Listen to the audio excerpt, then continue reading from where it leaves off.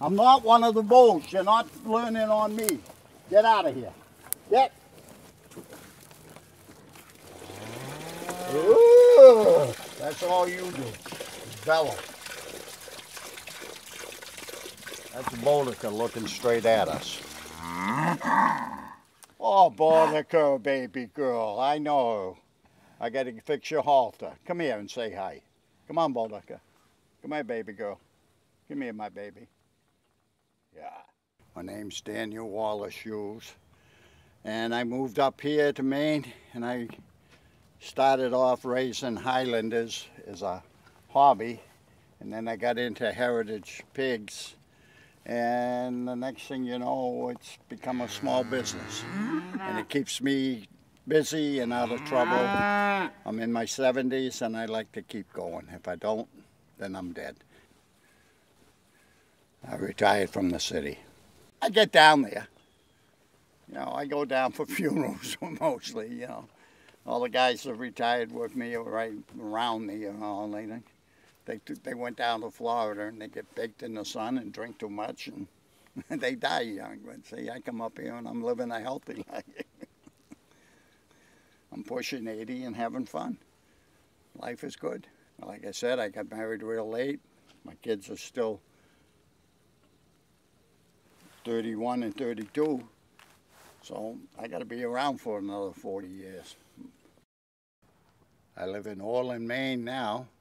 I moved up here about 12 years ago. Like I said, this started off as a hobby. I was just going to do shows and right. But they're such a good meat. They're a heritage breed. They're the oldest domestic cattle in the Western Hemisphere. I said to myself, if they're good enough for that Bloody Queen, they're sure good enough for a bog Irishman from South Boston. I think I've always had a love for something like this. In the old days, these animals pulled the wagons, pulled the plows. They used them for meat. They milked them. They were a multi-purpose animal. They are actually a very therapeutic animal. I'll sit up there on my porch sometimes having my tea in the morning and look down and, you know, especially when they're real young and they start kicking up their heels and they run.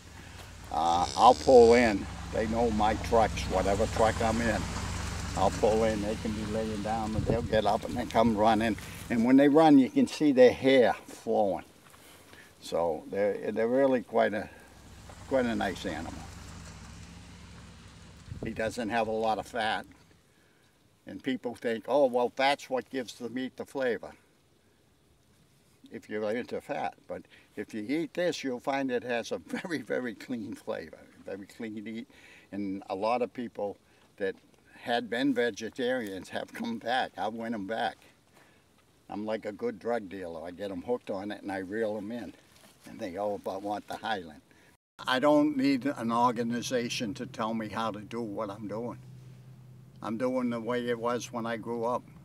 I don't get involved with organizations and everything and pay fees for someone to tell me, you know, are these organic? Nobody came and put a stamp on them. Is a deer or a moose organic? That's organic as far as you know, that's all. All I know is I control what they eat and the way they're raised.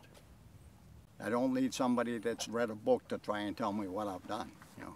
I think I probably read more books than they have, and the books they read I don't believe in anyway, so.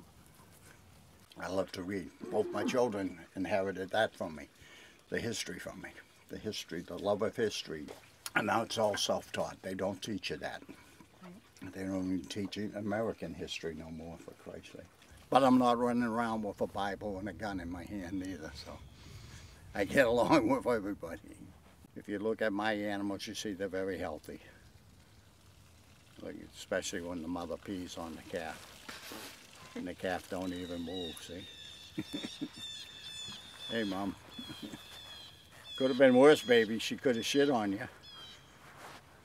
But that's nature. I mean, that's the way they are, you know.